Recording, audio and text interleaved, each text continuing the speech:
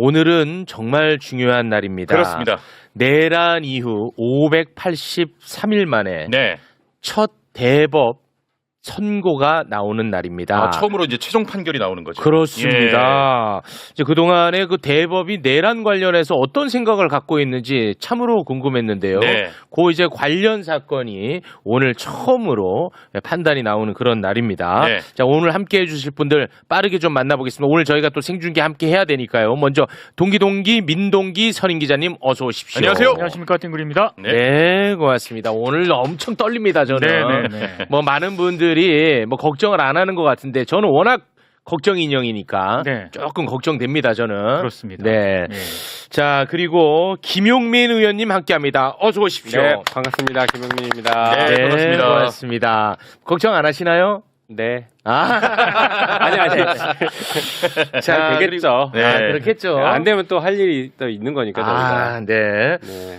그리고 김기표 의원 지금 오고 있는 중입니다.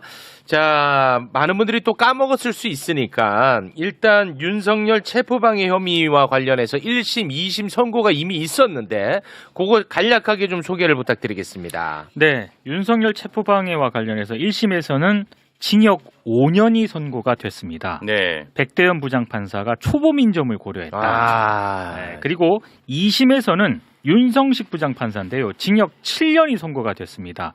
혐의가 체포방해 혐의 유죄, 국무위원 권한 침해 유죄, 비화폰 기록 삭제 유죄, 외신 허위 공보 유죄, 그리고 사후 계엄 선포문 유죄. 네, 모두 다 유죄 판단을 했고요. 징역 7년이 나왔습니다. 네. 자, 오늘 대법 선고가 오늘 진행이 될 텐데 오늘 어떤 대법관이 함께 하나요? 일단 주심은 이수견 대법관입니다. 저분은 윤석열이 임명했습니다. 그렇습니다. 조희대가 제청하고 윤석열이 임명했고요. 네. 그리고 재판장은 이훈구 대법관이 맡고요. 네, 문재인 전 대통령이 임명했고요. 맞습니다. 그리고 노경필 대법관 이렇게 3명이 맡습니다. 윤석열이 임명했습니다. 네. 원래 4명이 심리를 진행을 하는데 오석준 대법관이 윤석열 서울대법대 후배거든요. 네. 그래서 재판 회피했습니다. 자, 말씀드리는 순간 김기표 의원님 오랜만에 매불쇼를 찾아주셨습니다. 박수로 모시겠습니다. 안녕하십니까. 네, 김기표입니다. 안녕하세요. 반갑습니다. 네. 지금 재판 진행 상황 저한테 빨리 좀 알려주셔야죠. 네. 그리고 밑에 좀 띄워놔 주시고요. 네. 자, 지금 방금 소개해드린 대법관들이 자리에 다 앉은 상황이라고 합니다. 자, 그러면 한번 좀 오늘 윤석열은 안 나옵니다. 네, 윤석열은 나오지 윤석열 안 않고요. 나와요? 오늘 안 예. 나와. 윤석열은 지금 다른 재판 받고 있어. 네네네. 지금 경무에 시달려. 싸놓은 똥이 너무 많아가지고. 대통령 때보다 더 바빠. 더 바빠. 오늘 지금 경무에 시달리고 있습니다. 예. 재판 받고 있고요. 자, 그럼 한번 연결해 볼까요? 네. 공수처가 이에 대한 수사권을 갖는지가 문제됩니다. 먼저 공수처의 수사 절차가 위법한지에 관하여 봅니다. 대통령의 불소추 특권을 정한 헌법 제84조는 대통령이 내란 또는 외환의 제2의 범죄, 즉 불소추 특권 대상 범죄를 범한 경우에는 재직 중 형사상 소추를 금지하고 있습니다.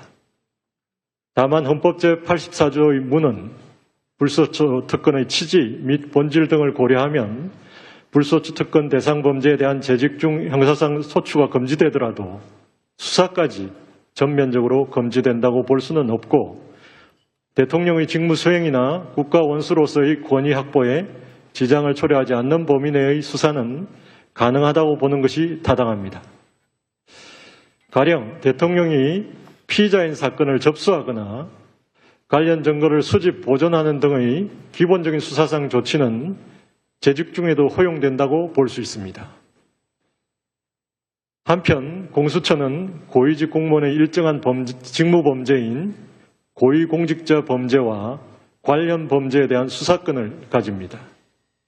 공수처법 제2조 4호 라목은 관련 범죄 중 하나로 고위공직자 범죄 수사 과정에서 인지한 그 고위공직자 범죄와 직접 관련성이 있는 죄로서 해당 고위공직자가 범한 죄를 규정하고 있습니다. 여기서 수사 과정에서 인지한이란 고위공직자 범죄의 수사 개시 단계부터 종결에 이르기까지의 전 과정에서 구체적인 관련 범죄의 혐의를 알게 된 경우를 의미하는 것으로서 범죄 인지서를 작성하는 등 형식적인 사건 수리 절차를 거쳐야만 하는 것은 아닙니다. 또한 직접이라고 하면 중간 행위나 다른 원인의 매개 없이 연결되는 것을 말하고, 관련성은 수사의 대상, 수사의 과정과 경위 등을 종합하여 구체적 개별적 연관관계가 있는 경우를 말합니다. 이 사건에서 공수처는 피고인의 직권남용 및 내란 혐의 사실이 기재된 고발장을 수리함으로써 직권남용 권리행사 방해죄에 대한 수사를 개시하는 한편, 내란 우두머리죄 혐의 또한 구체적으로 인식하여 이에 대한 수사도 개시하였습니다. 직권남용 권리행사 방해죄는 공수처법 제2조 3호 감옥이 정한 고위공직자 범죄이므로 공수처는 이에 대한 수사권을 가집니다. 이 범죄가 불소추 특권 대상 범죄라고 하더라도 피고인을 피의자로 한 고발장을 수리하는 것이 대통령의 직무 수행이나 국가 원수로서의 권위 확보에 지장을 초래한다고 보기 어려우므로 공수처가 이에 대하여 수사를 개시한 것은 적법합니다.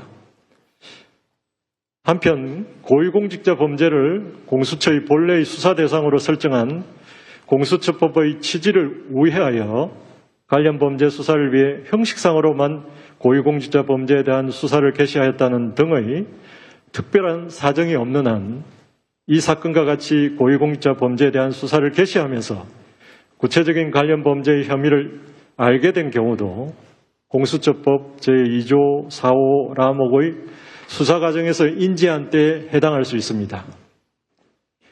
이 사건의 경우 공수처는 직권남용 권리행사 방해죄에 대해서 실질적으로 수사를 진행하였고 이에 대한 기소까지 이루어졌습니다.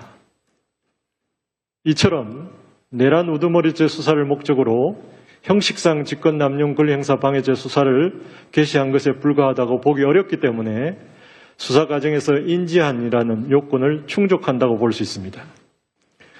나아가 피고인의 내란 우두머리죄는 직권남용 권리행사 방해죄와 배경이 되는 사실관계가 동일하고 증거도 상당 부분 중첩되므로 수사 과정에서 자연스럽게 드러날 수밖에 없고 중간 행위나 다른 원인의 매개 없이 서로 연결됩니다. 따라서 공수처법 제2조 4호 라목의 직접 관련성 또한 인정됩니다. 결국 피고인의 내란 우두머리죄는 직권남용 권리행사 방해죄의 수사 과정에서 인지한 직접 관련성이 있는 범죄로서 공수처법 제2조 4호 라목의 관련 범죄에 해당하므로 공수처는 이에 대한 수사권을 가집니다. 그렇다면 공수처가 고위공직자 범죄인 직권남용 권리행사 방해죄에 대해서 수사를 개시하면서 이와 관련 범죄인 내란 우두머리죄를 인지하여 수사를 진행한 것에 수사 절차상 위법이 있다고 보기 어렵습니다. 원심은 같은 취지에서 공수처의 수사 절차가 적법하다고 판단하였습니다.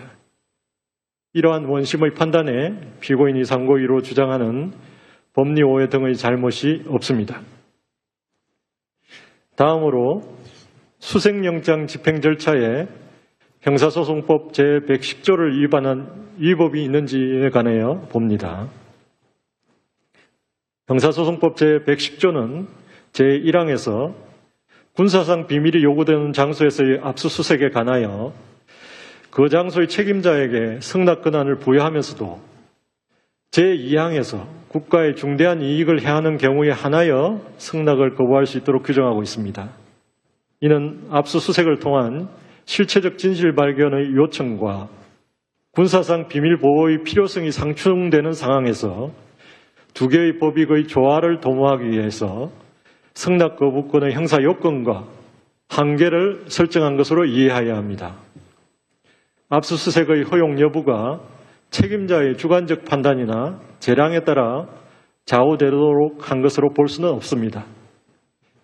위와 같은 규정의 내용 및 체계와 취지에 비추어 보면 형사소송법 제110조 2항의 국가의 중대한 이익을 해하는 경우란 국가의 안전보장, 국방, 통일, 외교상의 이익, 헌법적 기본질서의 유지, 그 밖에 이에 준하는 국가 기능에 중대한 위험을 초래할 우려가 있는 경우를 의미하고 단순한 군사상 편의 등에 따른 추상적인 비공개 필요성은 이에 해당하지 않는다고 보는 것이 타당합니다.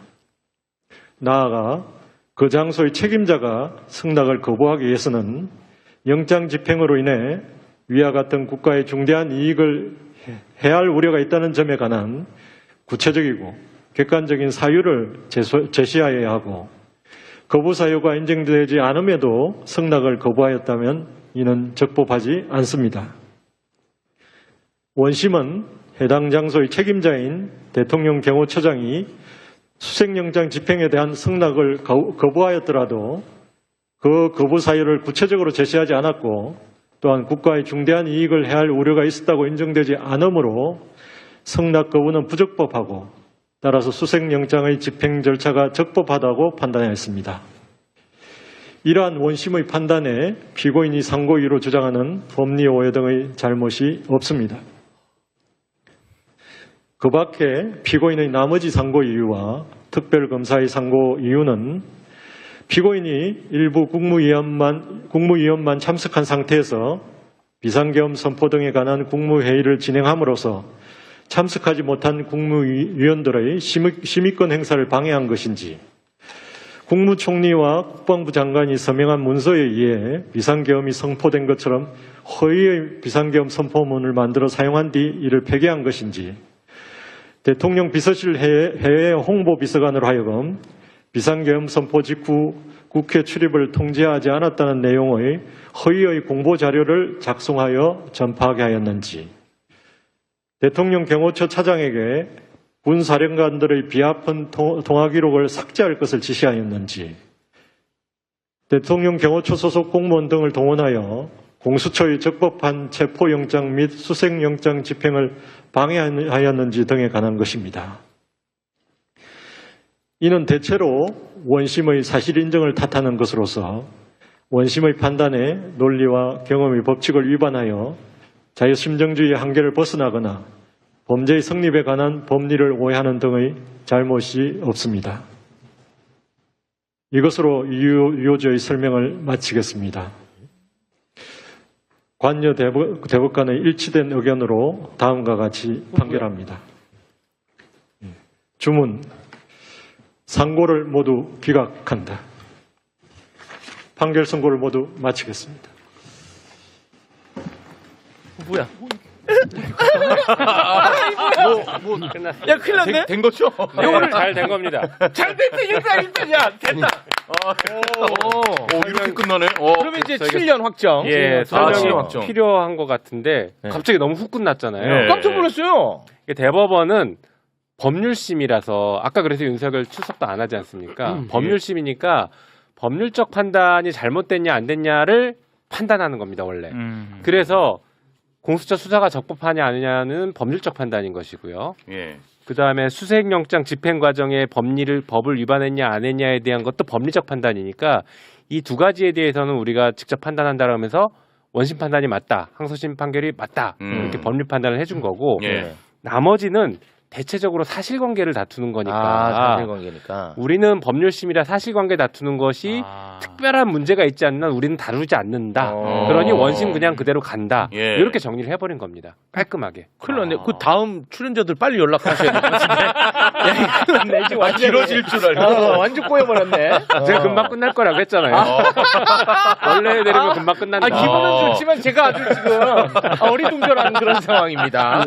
와, 나는 그 수사권 문제, 공수처 수사권 문제 예. 항상 윤석열 측에서 이제 문제 삼았는데 그거부터 정리를 해가지고 네. 오늘 또 길어지겠구나 했는데 지금 방금 말씀하신 것처럼 그게 오늘 판결의 가장 핵심 포인트였어요. 예. 왜냐하면 이 지금 7년 받는 거에 대한 영향도 있지만 나머지 지금 내란 사건에 대해서도 다 직접적으로 영향을 미칠 수 있거든요. 그렇지. 공수처 수사가 적법하지 않았다라고 보는 순간 다 끝나. 와. 내란 재판이 다 흔들릴 수 있으니 예. 이 사건에 네. 있어서도 지금 전체적인 건 여러 가지 범죄 사실, 공소 사실이 있지만 사실상 체포영장 집행 방해가 이제 본 사건이잖아요. 그렇습니다. 그러면 체포영장 집행 방해 사건에 있어서 윤석열이 다툴 수 있는 것은 정확하게 법률적으로 두 가지입니다. 하나는 수사 권한이 없는 사람이 우리를 체포하러 왔으니까 우리가 저항하는 건 당연한 거야. 그렇지. 이런 주장이죠. 그게 예. 공수처의 수사 권한이 있느냐의 문제고. 그렇죠. 그다음에 여기는 대통령실이야. 그래서 군사상의 어떤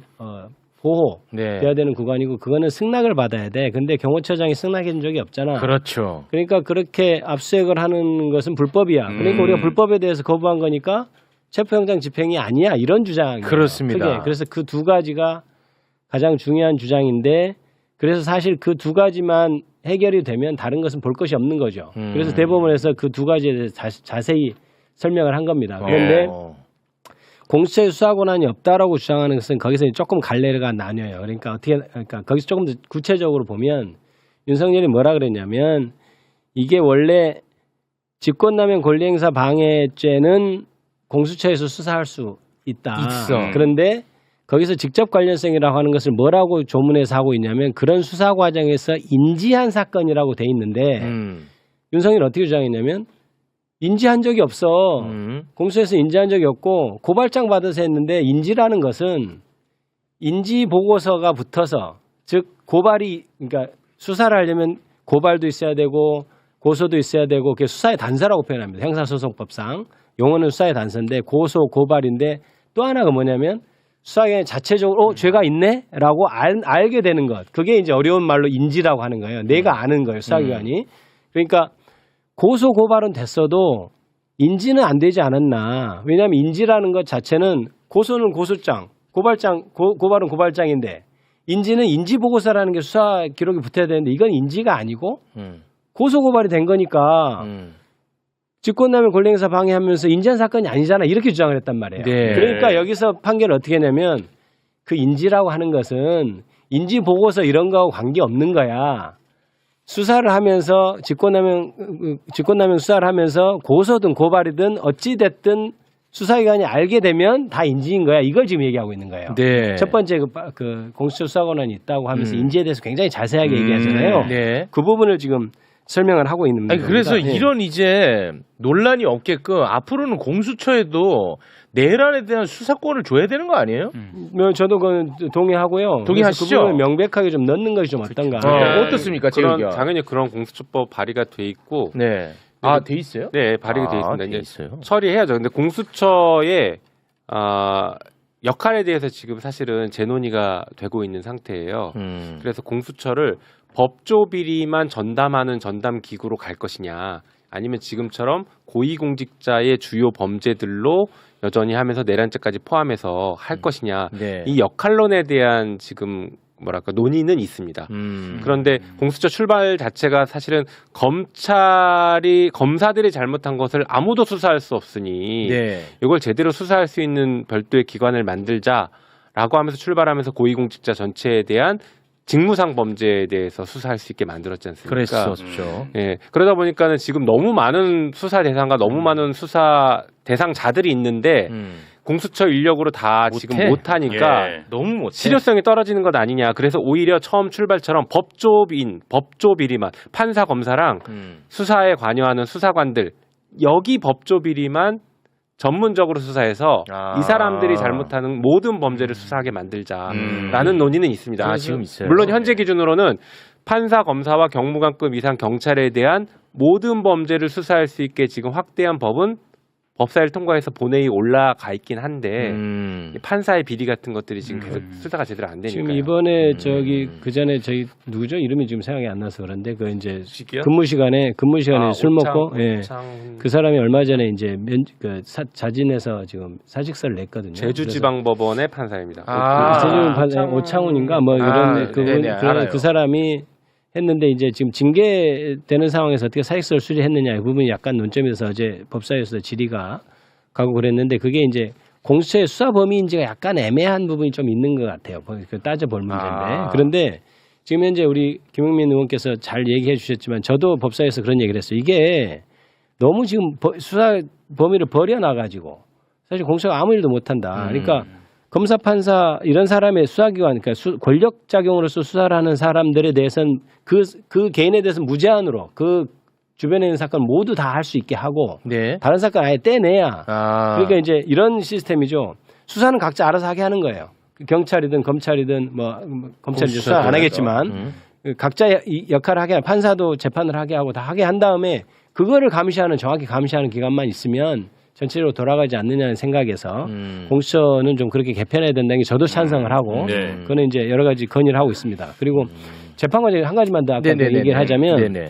그래서 아까 윤석열 측에서 주장한 게 이제 두 가지였죠. 아까 체포영장 자체가 부적법하니까 우리가 정당하다 이렇게 주장을 했단 말이에요. 그게 첫 번째 얘기했던 공수처의 수사 권한이었어요. 두 번째는 뭐냐면 이게 지금 대통령실이 군사보안시설인데 지금 경호처장이 허락을 안 해줬잖아. 그때 승낙을 안 했거든요. 승낙을 안 해서 그럼 들어온 것 자체가 불법이니까 우리가 체포영장을 저지하건 뭐 하건 다 우리가 잘못한 게 없잖아. 이렇게 주장을 했단 말이에요. 그 부분에 있어서 지금 두 번째 설명을 굉장히 자세히 했거든요. 그래서 형사소송법 110조가 뭐냐 대법관이 말하는 게 그거예요. 군사상 비밀 보호가 유지되는 지역에 있어서 압수수색을 하려면 승낙을 받아야 한다 이렇게 1항에 규정돼 있다. 네. 근데 2항이 어떻게 돼 있느냐? 그게 2항에는 무조건 승낙을 거부하면 안 되고 그 요건이 있다. 그래서 국가에 중대한 이익을 해하는 경우에만 승낙을 거부할 수 있도록 돼 있는데 국가의 중대한 이익이란 게 뭐냐? 예를 들어서 뭐 그 국가안전보장이든지 국방통일이라든지 이런 거 다 쫙 열거하면서 근데 이 건은 그게 아니잖아. 그러니까 네 마음대로 승낙을 거부하면 안 돼. 그렇지. 그러니까 승낙을 거부했다 하더라도 형사소송법 110조 2항에 의한 승낙 그거가 아니니까 승낙 그게 없어도 상관없어. 네. 그러니까 수색하러 들어간 건 정당한 법집행 행위야. 네, 중요한 판결이라고 봅니다. 그러니까 그다음에 체포영장 지하면 그런 건 다 죄가 돼. 이런 논리로 지금 얘기를 네. 하고 있는데 그래서 사실은 이 재판에서 중요한 거 그 딱 두 가지 있잖아요. 가장 계속 첨예하게 다툰 거예요. 그 두 가지가 윤석열 입장에서 받아들여지면 나머지 것들이 다 무죄가 될 수 있기 때문에 그렇죠. 가장 첨예하게 다툰 거에 대해서 대법관 깔끔하게 정리를 깔끔하게 했습니다. 정리를 예. 한 굉장히 판결에 이렇게 정리할 수 의미 있는 있겠습니다. 판결이었습니다. 네. 이게 지금 뭐 판결이 너무 짧아서 갑자기 다들 뭐 어떻게 된 거야 이러실 수 저도 있는데 좀 길게 얘기했습니다. 아니 기분은 좋아요. 예. 아니, 너무 뭐 그렇게 느릴 필요 없어요. 근데 우리가 참 이게 윤석열 같은 찌질한 법기술자를 만나니까 우리가 이게 공수처의 관련 사건을 어떻게까지 해석해야 되느냐를 맞아요. 지금 왜 공부하고 있는지 모르겠는데 네. 압수수색할 때 군사당 뭐 비밀을 뭐 지켜야 되냐 말아야 되냐 승낙 받아야 되냐 이 얘기를 갑자기 공부하고 있는데 이게 좀 황당하죠. 네. 근데 지금 어쨌든 이제 여기에 대한 평가를 기준으로 말씀드리면 당장 떠오르는 사람이 하나 있죠. 지기현. 지기현이. 윤석열 구속 취소할 때 구속 취소. 그게 핵심이었어. 예, 그때 지기현이 내건 논리는 뭐 수사권. 나를 시간으로 바꾼 것도 있지만 네. 바로 이 방금 말씀하신 수사권과 관련해서 의문 제기를 해놨어요. 다툼의 여지 있으니까 위에서 예. 한번 따져봐라. 그렇죠. 그런데 오늘 대법원에서 수사권 있다. 그렇지. 라고 명확하게 답을 준 거예요. 그럼 이제 그러니까 지기현은 이제 뭐 어디 혼내야지. 그렇죠. 지기현이 그 판결을 매우 이상하게 했다라는 것과 이 예리한 지적입니다. 항소 즉시 항고를 포기한 심우정. 심우정이 심우정. 둘 다 매우 나쁜 놈이다라는 게 이 대법원 판결로 그렇지. 인정이 된 겁니다. 맞습니다. 잊으면 안 됩니다. 네, 그거 잊으면 안 돼. 중요한 아주 잊으면 안 적절한 지적입니다. 맞습니다. 네. 핵심입니다. 네. 지기현이가 지금 잘 먹고 잘 살고 있단 말이야. 맞죠. 그건 틀렸다는 것을 자신들의 형님들이 이번에 정확하게 형님들이. 판단 내린 네. 거야. 형님들이. 맞잖아요. 여성도 예. 있습니다 대법관 중에. 예. 여성분이라고 형님. 죄송합니다. 네. 누님 형님들이. 네네. 그러면 쓰리백이라고 얘기하겠습니다. 쓰리백이 완벽하게 막아냈단 말이야. 예, 쓰리백. 쓰리백. 맞잖아. 그러면 지기현이는 최소한 무슨 뭐 자숙을 한다든가 예. 사과를 한다든가 징계를 한다든가 뭐 해야 돼. 지기현 근데 그런 게 너무 안 들린다. 그렇습니다. 얘기가. 네. 그럼 제가 하나만 마지막으로 요것과 관련해서 여쭤보면서 마무리 짓겠습니다. 그러면 이제 윤석열이는 미결수에서 이제 완전 기결수가 된 거죠? 확정 나는 겁니까? 그렇죠. 이 7년은. 그러면은 서울구치소에서 이제 다른 데로 끌려가야 되는 거 아니에요? 이동해야 되는 거 이상 안 아닙니다. 합니까? 여전히 그 다른 다른 사건을 하고 사건이- 있기 때문에 미결이라. 예. 그럼 제일 많은 사람은 유리하네.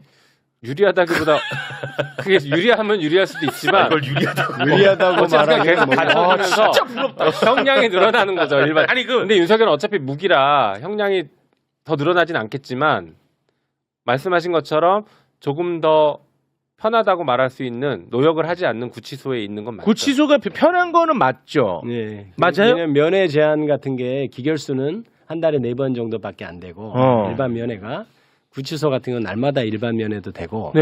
그다음에 이제 변호인 접견도 변호사 접견도 이제 기결수는 이제 제한됩니다. 네. 그런데 이제 할 수가 없죠. 이제 미결이어야 변호인 접견이 음. 되는 거니까요. 그러니까 그 혜택은 굉장히 차이가 있죠. 하지만 이제 다른 사건이 끝나지 않았으니까 법적으로는 아, 그래요? 연결해서 그건 뭐 어쩔 수 없는 것 같습니다. 아, 그렇게 되는 거예요? 네네, 그렇습니다. 아니, 그러면 예를 들어서 어떤 죄를 지은 애가 이제 대법 확정 판결 받고 깜빵 생활을 하고 있습니다. 네. 그런데 얘 다른 죄가 또 있어가지고 재판을 받아. 그럼 얘는 다시 구치소로 이감시켜줘요? 그게 이제 그걸로 구속이 따로 되면, 그러니까 그게 그냥 이게 불구속 상태잖아요. 그러니까 해당 이제 사건은 해당 불구속인 사건은 거지. 불구속 영장이 상태잖아요. 없으면. 아. 근데 지금 이거는 계속해서 구속영장이 계속 발부된 상태로 지금 현재 미결 상태인 윤석열은 그걸로 구속영장이 발부돼 있으니까 아. 그게 이제 미결인 거죠. 아, 그런 거예요? 네. 근데 추가 뜨면 아, 구속되는 사람들은요 추가 뜨는 걸 제일 무서워하고 제일 싫어해요 사실은. 아, 그랬습니까? 네, 왜냐하면 형량이 자꾸 늘어나니까. 그러니까 이제 끝이 보였다가